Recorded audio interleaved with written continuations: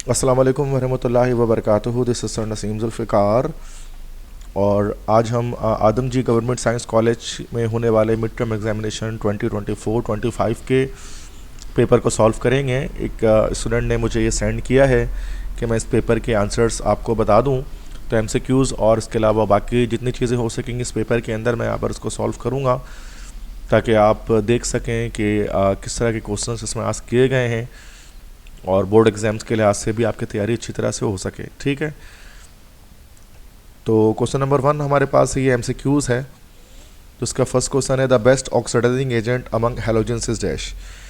तो हैलोजेंस में सबसे अच्छा जो ऑक्सीडाइजिंग एजेंट हमारे पास होता है वो फ्लोरीन होता है, F2। ये ऑप्शन करेक्ट हो जाएगा। सेकंड है cathode in Castner Kellner cell is dash. Castner Kellner cell में जो कैथोड होता है वो मूविंग मरकरी होता है, तो इसका भी ऑप्शन हो जाएगा। थर्ड है the highest oxidation state in manganese is. Manganese के हाईएस्ट ऑक्सीडेशन स्टेट हमारे पास होती है +7, डी ऑप्शन। क्वेश्चन नंबर 4 है an example of bidentate ligand among the following is dash. तो बाइडेंटेट लिगेंड इन चारों में से हमारे पास EN है, जिसको हम लोग जो है वो हम कहते हैं इथाइलाइन डाइअमाइन भी कहते हैं। तो ये हमारा जो है वो बाइडेंटेट लिगेंड एक है। क्वेश्चन नंबर 5 है the number of 5 membered and 6 membered rings इन बकी बॉल आर रेस्पेक्टिवली डैश। ठीक है, तो कितने 5 मेंबर्ड और 6 मेंबर्ड रिंग्स होते हैं बकी बॉल्स के अंदर। तो इसका आंसर हमारे पास हो जाएगा C, 12 एंड 20। 12 हमारे पास 5 मेंबर्ड रिंग है और 20 हमारे पास 6 मेंबर्ड रिंग्स होते हैं। ठीक से which of the following molecule possess acyl functional group. तो असाइल फंक्शनल ग्रुप किस में होता है, तो ये कीटोन में होता है, RCOR। 8th है the substituent that can act as a meta director. तो मेटा डायरेक्टर जिसमें कार्बोनाइल ग्रुप हो, तो जो हमारा जो एल्डिहाइडिक ग्रुप है this is actually a meta director. Question 9 है the following compound is use for ripening of fruit. तो हम लोग रैपनिंग ऑफ फ्रूट के लिए इथीन को इस्तेमाल करते हैं फल को पकाने के लिए। 10th है toluene reacts with concentrated nitric acid at high temperature to form dash. तो कंसनट्रेटेड नाइट्रिक एसिड के साथ हाई टेम्परेचर पर जब टोलुइन का नाइट्रिक एसिड से रिएक्शन होता है तो TNT बनता है, दिस इज ट्राइनाइट्रोटोलुइन। तो बेटा ये 10 MCQs थे, 10 ही MCQs पूछेंगे, वैसे 17 होते हैं मिड टर्म में जो है वो, चूँकि 90 मिनट्स का पेपर है तो 10 MCQs हैं। इसके बाद ये सेक्शन भी आपको दिख रहा है बेटा, तो इसमें इनऑर्गेनिक का पोर्शन पहले होता है फिर ऑर्गेनिक का है। तो इनऑर्गेनिक में इन्होंने जो है वो रीजंस जो है वो आस्क किए हैं। तो फर्स्ट है कि क्रोमियम एग्जिस्ट इन 4s1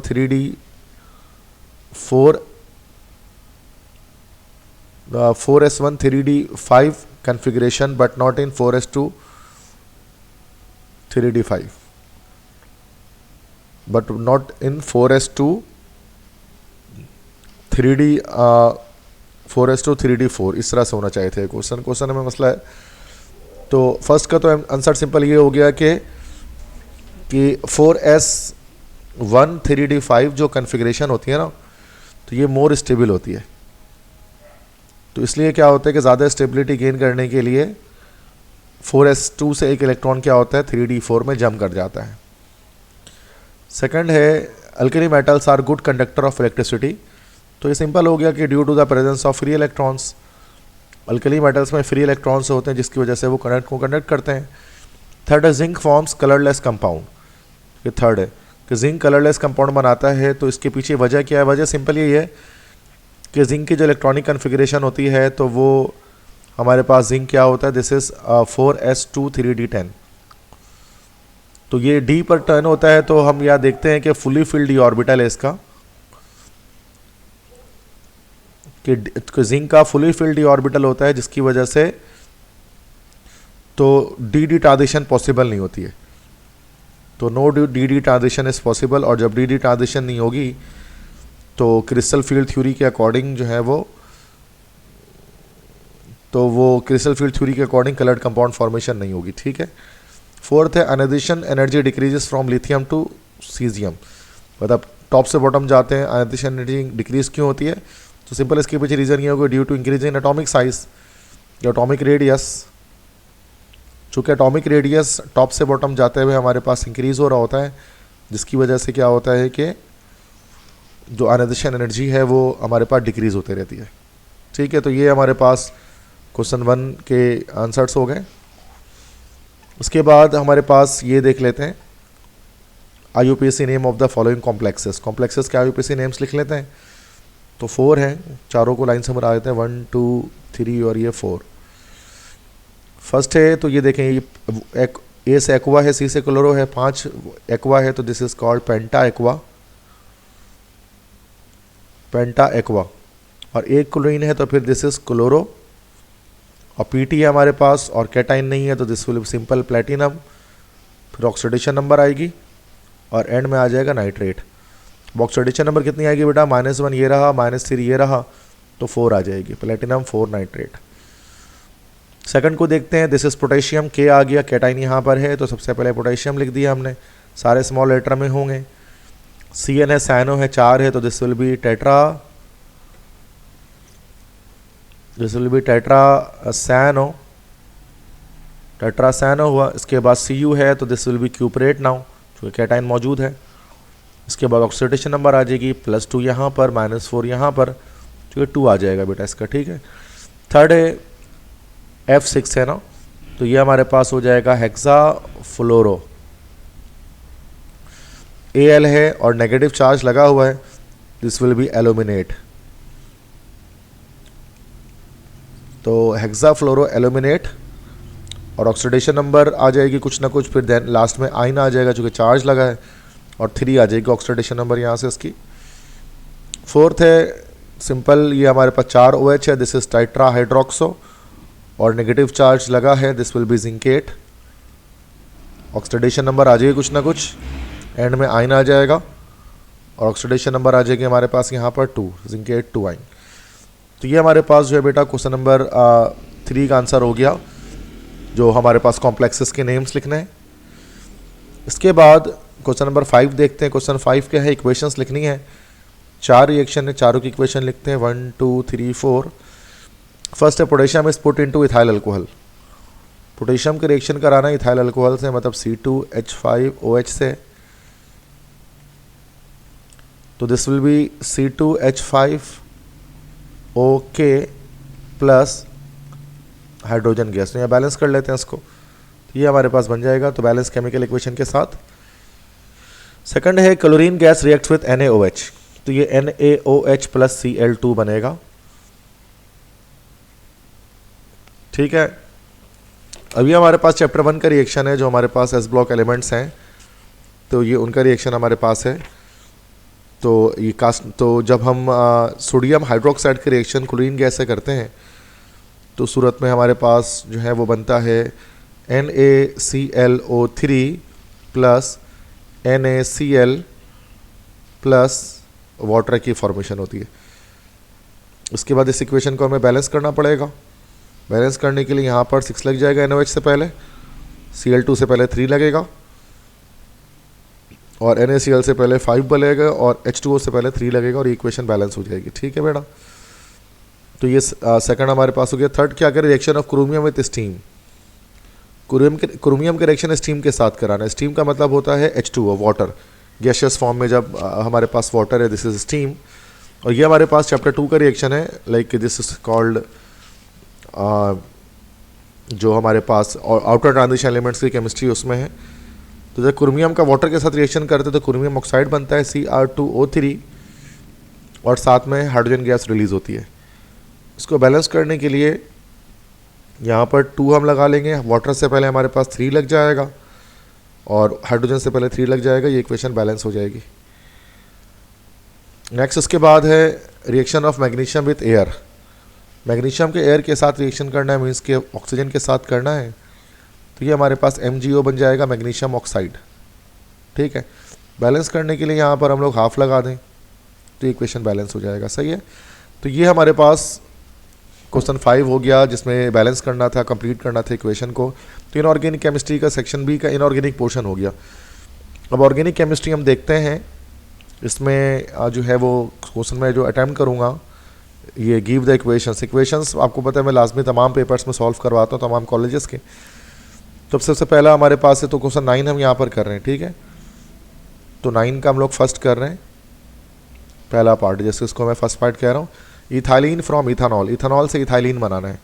तो ये सिंपल है कि हमने इथेनॉल लिया C2H5OH और हमने सल्फ्यूरिक एसिड यूज़ कर लिया जो डिहाइड्रेटिंग एजेंट है। ये क्या करेगा, यहाँ से वाटर को रिमूव करेगा, तो C2H4 प्लस H2O ये हमारे पास बन जाएगा।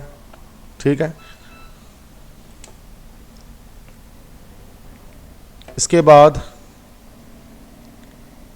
सेकंड रिएक्शन हमारे पास है ओजोनोलाइसिस ऑफ इथाइन। इथाइन की ओजोनोलाइसिस करनी है।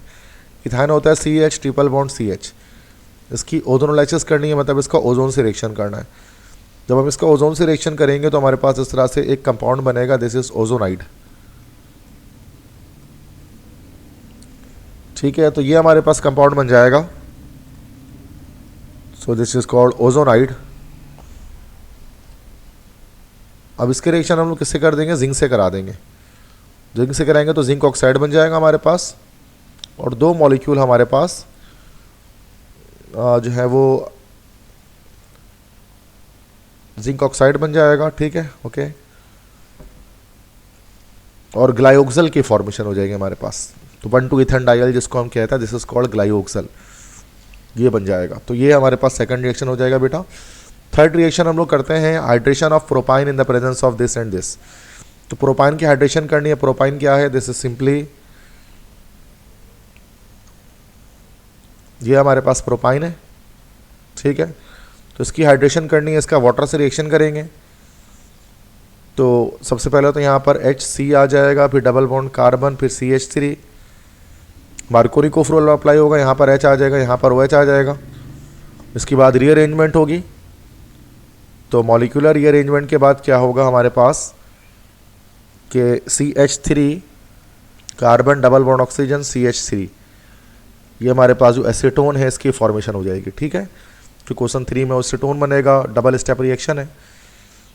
उसके बाद फोर्थ करते हैं, D कह देते हैं उसको, heating of ethylene eight high temperature and pressure. तो इथाइलिन को जब हाई टेम्परेचर प्रेशर पर जब हम हीट करेंगे, ठीक है, तो ये n मोल्स ऑफ इथाइलिन होंगे, जो कि हमारे पास क्या होगा कि CH2 और इस तरह से CH2 और ये एक लंबी चेन बननी शुरू हो जाएगी, इसकी एक पॉलीमर बन जाएगा जिसको हम लोग कहेंगे दिस इज कॉल्ड पॉलीइथीन। तो इथीन का हमारे पास जो है वो पॉलीमर बन जाएगा पॉलीइथीन। तो ये पॉलीमराइजेशन रिएक्शन है। तो क्वेश्चन 10 हमारे पास ये जो हमने कंप्लीट कर लिया, 4 इक्वेशन।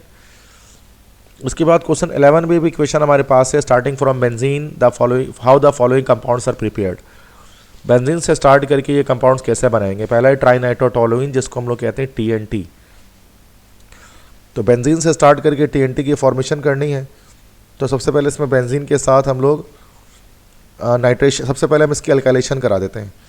जब अल्काइलेशन करेंगे तो उसकी रिएक्शन हमारे पास हो जाएगा CH3Cl के साथ in the presence of AlCl3। तो ये हमारे पास टोलुइन बन जाएगा और टोलुइन के साथ HCl लिबरेट हो जाएगा, दिस इज टोलुइन। नेक्स्ट इसके बाद क्या होगा अगले स्टेप में, टोलुइन की हम लोग नाइट्रेशन कर लेंगे। ठीक है, कंसनट्रेटेड नाइट्रिक एसिड के साथ नाइट्रेशन करेंगे तो H2SO4 भी यूज़ हो जाएगा हाई टेम्परेचर पर, और उस पर एक मॉलिक्यूल हमारे पास ऐसा बनेगा जिसमें हमारे पास NO2 जो है वो इस तरह से 2, 4, 6 तीनों जगह पर लगा होगा। इसी को हम कहते हैं TNT ट्राइनाइट्रोटोलुइन, और साथ में वाटर हमारे पास रिलीज़ हो जाएगा। ठीक है, तो ये 2 स्टेप का मैकेनिज्म हमारे पास है कि सबसे पहले तो हमें टोलुइन बनाना होगा। ठीक है बेटा, फिर टोलुइन को बनाने के बाद हम क्या करेंगे कि उसकी फर्दर नाइट्रेशन करेंगे। नाइट्रेशन करने के नतीजे में ट्राइनाइट्रोटोलुइन या 2,4,6 ट्राइनाइट्रोटोलुइन बन जाएगा, जो असल में हमारे पास एक तरह का एक्सप्लोजिव है, जो धमाका खेज मवाद एक किस्म का हमारे पास ये होता है। बैलेंस करने के लिए हम यहाँ पर क्या करेंगे कि यहाँ पर बैलेंस करने के लिए इधर पर हम 3 यूज़ कर लेंगे और यहाँ पर 3 लगा लेंगे, तो इक्वेशन ओवरऑल बैलेंस हो जाएगी। ठीक है, तो ये फर्स्ट इक्वेशन हमारे पास हो गई। सेकंड फिर हमसे क्या कह रहे हैं कि ओ नाइट्रोबेंजोइक एसिड बनाना है बेंजीन से स्टार्ट करके, ओ नाइट्रोबेंजोइक एसिड फ्रॉम बेंजीन। ठीक है, तो सबसे पहले हम क्या करें, इसके अंदर अगर हम इसमें टोलुइन बना लेंगे, फिर टोलुइन की नाइट्रेशन कर लेंगे। ठीक है, फिर उसके बाद ओके सही है, तो पहले हमें इसमें टोलुइन बनाना पड़ेगा। तो मैं डायरेक्टली यहाँ पर रिएक्शन कर रहा हूँ कि बेंजीन रिंग हमने लिया, उसके साथ हमने यहाँ पर CH3Cl ले लिया in the presence of AlCl3। इससे क्या होगा, हमारे पास टोल्यूइन बन जाएगा। मैं डायरेक्टली रिएक्शन कर रहा हूँ शॉर्ट फॉर्म में, तो ये टोल्यूइन बन गया। फिर इस टोल्यूइन की हम लोग कर देते हैं नाइट्रेशन। जब हम इसकी नाइट्रेशन करेंगे तो नाइट्रिक एसिड हमारे पास होगा और सल्फ्यूरिक एसिड होगा।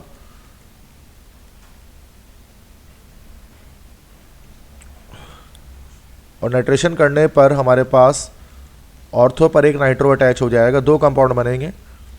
एक ऑर्थो पर एक कंपाउंड हमारे पास बनेगा,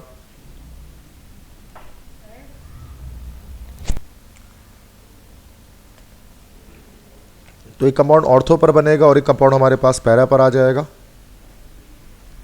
NO2। देन इसके बाद फर्दर फिर हम इसकी क्या कर लेंगे, हम इसकी ऑक्सीडेशन कर लेंगे नेसेंट ऑक्सीजन के साथ, रिएक्शन हो जाएगा KMnO4 का। तो इससे हमारे पास जो भी CH3 ग्रुप होगा वो COOH में कन्वर्ट हो जाएगा। ठीक है, अब ये सेकंड भी इसी तरह से बनेगा हमारे पास।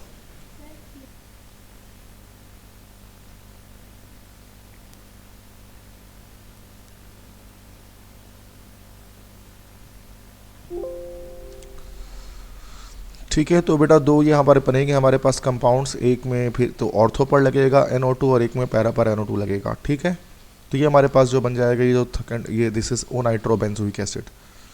तो this is O nitro and then benzoic acid. ठीक है,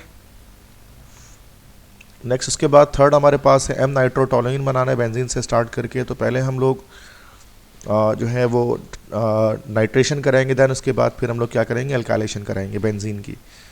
तो ये हमने बेंजीन लिया, सबसे पहले इसकी नाइट्रेशन करते हैं। नाइट्रिक एसिड और सल्फ्यूरिक एसिड के साथ रिएक्शन होगा और ये हमारे पास नाइट्रो बेंजीन बन जाएगा। देन इसकी हम लोग अल्काइलेशन करा लेते हैं मिथाइल क्लोराइड के साथ reaction in the presence of AlCl3 और इसके नतीजे में NO2 और मेटा पर CH3 अटैच हो जाएगा। This is simply Meta nitro toluene जिसको हम कहेंगे। ठीक है, तो ये हमारे पास तीनों रिएक्शन हो गए। नेक्स्ट उसके बाद क्वेश्चन 12 पे जब हम आते हैं तो क्वेश्चन 12 हमारे पास है, दिस इज IUPAC नेम्स आपको लिखने हैं मुख्तलिफ कंपाउंड्स के जो गिवन है। तो फर्स्ट हमारे पास जो दिया हुआ है this is CH3, CH2, then oxygen, then carbon, और इस कार्बन के साथ ऑक्सीजन है, कार्बन, उसके साथ दो जगह पर CH3 है, CH3, देन C2H5 मतलब CH2 और CH3 है। ठीक है, लॉन्गेस्ट कार्बन चेन अगर हम बनाएंगे इसके अंदर तो दिस विल बी 1 2 3 4 5 कार्बन की चेन होगी, 4 कार्बन की 1 2 3 4 कार्बन की चेन होगी लॉन्गेस्ट। तो सिंपली 2 पर हमारे पास मिथाइल और 2 पर इथॉक्सी है, दिस इज 2 इथॉक्सी। देन उसके बाद 2 मिथाइल और टोटल 4 कार्बन है, this will B butane. This is the first one. Second हमारे पास है कि CH2 then double bond carbon, उसके साथ एक CH3 है, देन COOH है। नंबरिंग कर लेते 1 2 3, this is simply 2 methyl, 2 methyl के साथ 3 कार्बन है तो प्रोप, देन 2 इन, उसके बाद 1 ओइक एसिड। तो ये सेकंड क्वेश्चन का हमारे पास 2 मिथाइल प्रोप 2 इन 1 ओइक एसिड हो गया। थर्ड उसके बाद डायरेक्टली थर्ड का तो डायरेक्टली बता देता हूँ, दिस इज 1,1,1, अच्छा sorry, this is 1 bromo, then इसके बाद 1,1,1 ट्राइफिनाइल मीथेन। तो ये थर्ड हो गया हमारे पास। फोर्थ जो है वो उसका हो जाएगा हमारे पास, दिस इज कार्बन है, इसके साथ दो जगह पर CH3 है, एक जगह पर Br है और then C double bond OH है। So this will be, numbering करेंगे तो यहाँ से 1 2 3, तो this is 2 bromo, then 2 methyl, 2 bromo 2 methyl, उसके बाद प्रोप एन, फिर देन 1 अल। ठीक है, तो ये हमारे पास फोर्थ का आंसर हो गया। फिफ्थ जो है वो उसमें हमारे पास है CH3 है, देन CH है, देन उसके साथ फिर एक CH3 है, then carbon double bond oxygen है, देन कार्बन है, हाइड्रोजन है और 2 CH3 है। तो ये कीटोन हमारे पास है, नंबरिंग कहीं से भी करने बराबर है, 1 2 3 4 5, दिस इज 2 4 डाईमिथाइल, उसके बाद पेंटेन, देन 3 ओन। ठीक है, उसके बाद फोर्थ हमारे पास है, this is CH2 double bond CH, CH2 CH2 OH, this is numbering करें 1 2 3 4, this is but, then 3 yne, then 1 ol. तो क्वेश्चन नंबर 6 हो गया। तो ये हमारे पास सारे आंसर्स हो गए इसके अंदर नोमेनक्लेचर के। ठीक है, तो ये सारे हम देख सकते हैं, this is first, second, third, fourth, fifth and sixth. ठीक है,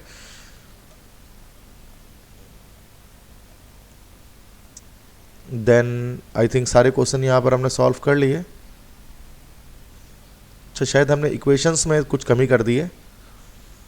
ये इक्वेशंस जो थे ये इथाइलिन फ्रॉम इथेनॉल किया है, एसिटाइलिन, अच्छा इथेनॉल फ्रॉम एसिटाइलिन किया है, सी पर उसके बाद थोड़ा हम आ गए।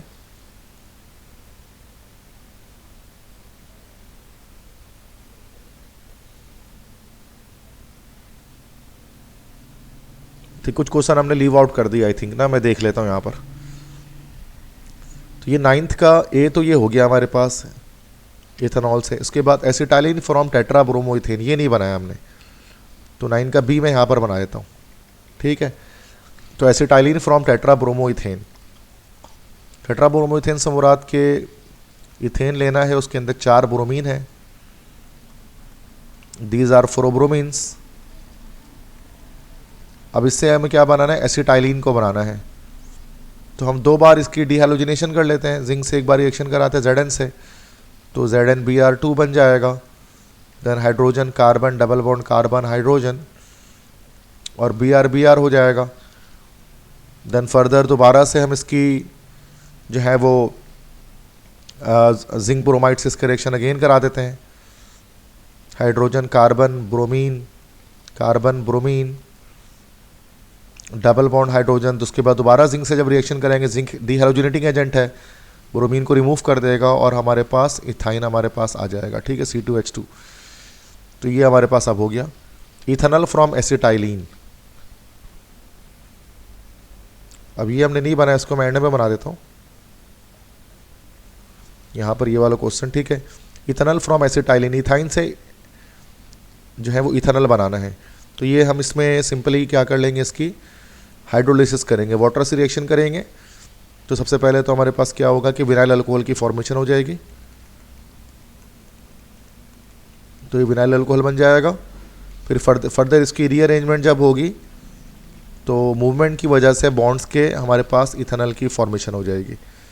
तो ये इथेनॉल हमारे पास बन गया। ठीक है, पहले हाइड्रोलिसिस की, देन उसके बाद रीअरेंजमेंट हो गई, this is simply vinyl alcohol. जिसमें रीअरेंजमेंट होगी, डबल बॉन्ड उठ के यहाँ जाएगा और हाइड्रोजन उठकर यहाँ पर आएगा। ठीक है, तो इस तरह से हमारे पास इथेनॉल बनेगा। इसके बाद ये रिएक्शन कर लेते हैं कि 1,1 डाइब्रोमोइथेन फ्रॉम इथाइन, इथाइन से 1,1 डाइब्रोमोइथेन बनाना है। तो इथाइन ले लिया हमने, तो 1,1 डाइब्रोमोइथेन फ्रॉम इथाइन, जो इथाइन वगैरह में एक बार 1,1 डाइब्रोमोइथीन बन सकता है। चलें HBr से करते हैं, HBr से करते हैं। जब HBr से करेंगे तो एक बार तो हमारे पास कार्बन डबल बॉन्ड कार्बन और Br आ जाएगा, एक तरफ H आ जाएगा। ठीक है, इसके बाद दोबारा अगर इसके रिएक्शन हम लोग HBr से कराएंगे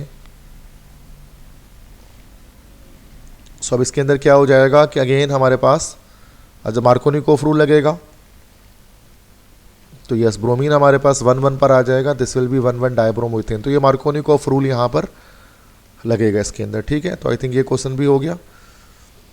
बाकी क्वेश्चंस तो हमने पहले कर लिए थे, इथीन की ओजोनोलाइसिस कर ली थी, बल्कि इथाइन की थी ओजोनोलाइसिस, ठीक है। अब इथीन की कर लेते हैं, ये वाला क्वेश्चन करते हैं।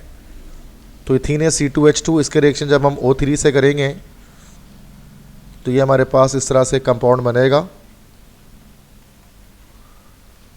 फर्दर जब इसका जिंक से रिएक्शन अगर हम लोग कराएंगे तो 2 मॉलिक्यूल हमारे पास जो है वो मतलब जो है वो हमें मिलेंगे उसके अंदर फॉर्मल्डिहाइड के, और साथ में जिंक ऑक्साइड हमारे पास बनेगा, ठीक है। ये रिएक्शन होगा। तो आई थिंक अब ये सारे रिएक्शन हमारे पास हो गए, ठीक है। तो और ये हमारे पास जो है वो IUPAC नेम्स भी हो गए। नेक्स्ट इसके बाद सेक्शन सी है इनऑर्गेनिक केमिस्ट्री, सल्फ्यूरिक एसिड का क्वेश्चन इसमें आया हुआ है और बैलेंस केमिकल इक्वेशन लिखा हुआ है लिखना है जिसमें कॉपर का रिएक्शन इन सब से होगा। मीन्स कॉपर का रिएक्शन कह रहे हैं कि सल्फ्यूरिक एसिड से, इन सबका सल्फ्यूरिक एसिड से रिएक्शन कराना है। कार्बन के रिएक्शन सल्फ्यूरिक एसिड से, ग्लूकोज का C6H12O6 का रिएक्शन कराना है सल्फ्यूरिक एसिड से, और शुगर का C12H22O11 इसका रिएक्शन कराना है सल्फ्यूरिक एसिड से। अभी लॉन्ग क्वेश्चन के अंदर आया हुआ ये केमिकल रिएक्शंस आए हैं। अब कॉपर जब सल्फ्यूरिक एसिड से करेगा रिएक्शन तो कॉपर सल्फेट बनेगा, सल्फर डाइऑक्साइड और वाटर बन जाएगा, बैलेंस आप कर लीजिएगा इसको। कार्बन जब ऑक्सीजन से सल्फ्यूरिक एसिड से रिएक्शन करेगा तो कार्बन डाइऑक्साइड बनेगा, सल्फर डाइऑक्साइड बनेगा और वाटर बनेगा। जब ग्लूकोज का जब रिएक्शन कराएंगे सल्फ्यूरिक एसिड से तो कार्बन अलग हो जाएगा और वाटर अलग हो जाएगा, बैलेंस करना पड़ेगा जैसे इसको। अच्छे से सल्फ्यूरिक एसिड से रिएक्शन नहीं होगा हमारे पास। अगर हम इसको सिंपलिसिकली देखें तो असल में यहाँ पर बजाय सल्फ्यूरिक एसिड के साथ रिएक्शन करने के एरो के ऊपर हम लोग H2SO4 को यूज़ करेंगे और ये डिहाइड्रेटिंग प्रॉपर्टी इसकी हमारे पास आएगी। तो यहाँ 6 हो जाएगा, यहाँ पर 6 लगा देंगे, बैलेंस हो जाएगा। सेम इस तरह सक्रोज के साथ या शुगर के साथ भी सेम यही होगा 12C + 11H2O। तो ये डिहाइड्रेशन हो जाएगी यहाँ पर शुगर की। तो ये चारों क्वेश्चन इस तरह से हो जाएंगे। बाकी बैलेंसिंग आप इसको ईजिली कर सकते हैं, ऊपर के 2 इक्वेशंस ये आप खुद बैलेंस कर लें। इसके बाद ऑर्गेनिक केमिस्ट्री इसके अंदर है जिसके अंदर कोई भी हमारे पास जो है ना वो कोई इक्वेशंस वगैरह नहीं है, लॉन्ग क्वेश्चंस हैं। इसके सारी डिटेल मैंने इसके लेक्चर्स वगैरह अपलोड किए हुए हैं, तो आप उससे देखेंगे तो ईजिली आप कर सकेंगे, ठीक है। तो आई होप सो कि ये जो है वो आदमजी साइंस कॉलेज का पेपर आपको समझ में आया होगा मिड टर्म का। तो अगर आपको मेरे नोट्स रिक्वायर हैं तैयारी करने के लिए बोर्ड एग्ज़ाम की, तो किसी भी सब्जेक्ट के नोट्स चाहिए या फिर अगर आपको टारगेट पेपर्स चाहिए जो इंपॉर्टेंट क्वेश्चंस हैं पेपर के लिए, तो ये मेरा व्हाट्सएप नंबर स्क्रीन पर आपको दिख रहा है, इस पर आप मुझे मैसेज करें। तो बहुत ही स्मॉल अमाउंट पर मैं आपको इसकी PDFs जो भी आपको नीड है एंड सेकेंड ईयर के लिहाज से, या फिर आप एंटी टेस्ट के तालिब इल्म में ECAT या MD-CAT कर रहे हैं तो उसके मटेरियल या पास पेपर्स रिक्वायर हैं, कोई भी चीज़ आपको A to Z रिक्वायर है आपको इंशाल्लाह मैं प्रोवाइड करूँगा। तो thank you so much for listening to my lecture. Best of luck for your exams. अपना ख्याल रखिएगा, मुझे दुआ में याद रखिएगा। अल्लाह हाफिज़।